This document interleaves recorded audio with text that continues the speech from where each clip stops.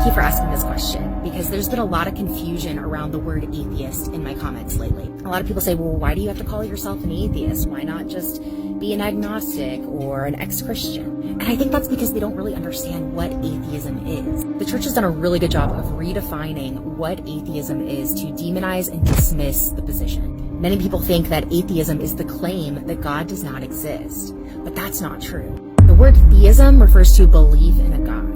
When you put an A in front of that word, it just means without. So as an atheist, I am without a belief in a God. I'm not saying God does not exist. I'm just saying I don't believe in him. Give me evidence.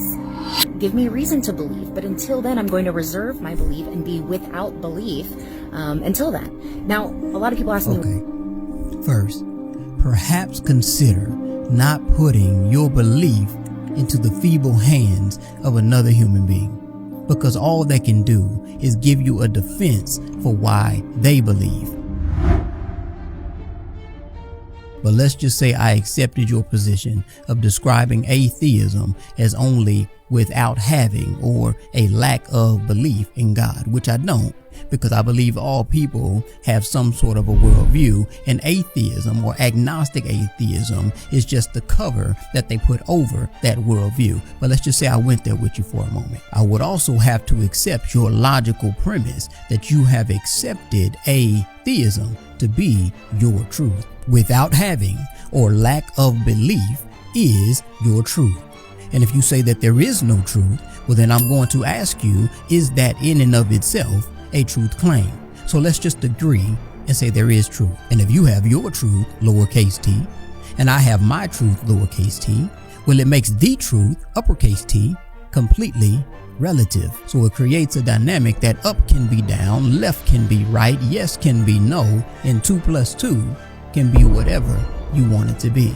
Unless I'm assuming correctly, and you have also come to believe or accept evidentialism, because you said give you evidence. And I'm defining evidentialism in epistemological terms. In other words, how we've come to understand or know the meaning, and not why does the meaning exist or where did it come from, which would be an ontological definition. I'm defining evidentialism as a thesis that posits or states that one is justified to believe in something if and only if that person has evidence to support that said belief. And I ground my evidentialism or truth claim with a capital T with things like the amazing underlying mathematical structure of the universe that I would claim points to an intelligent being that we believers call God, or the mystery of consciousness that I would also claim points to God. But I can validate my claims because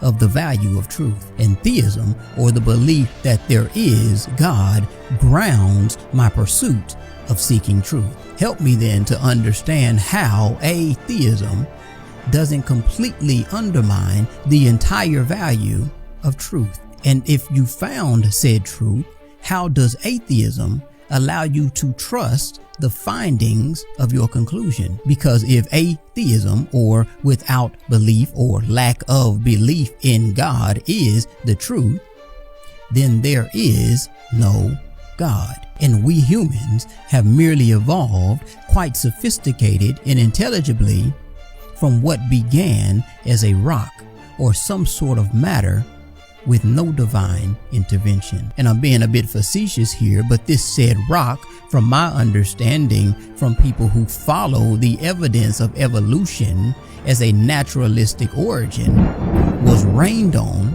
for millions and millions of years and turned into a warm primordial soup. And this warm primordial soup somehow created a macromolecule of some sort, and this macromolecule couldn't see because it did not have an eye yet, but it knew to feel around because it knew to think, even though it did not have a brain. And it knew it needed to eat, even though it had no taste buds or an appetite, because it knew it needed to survive, because its instincts told it to survive.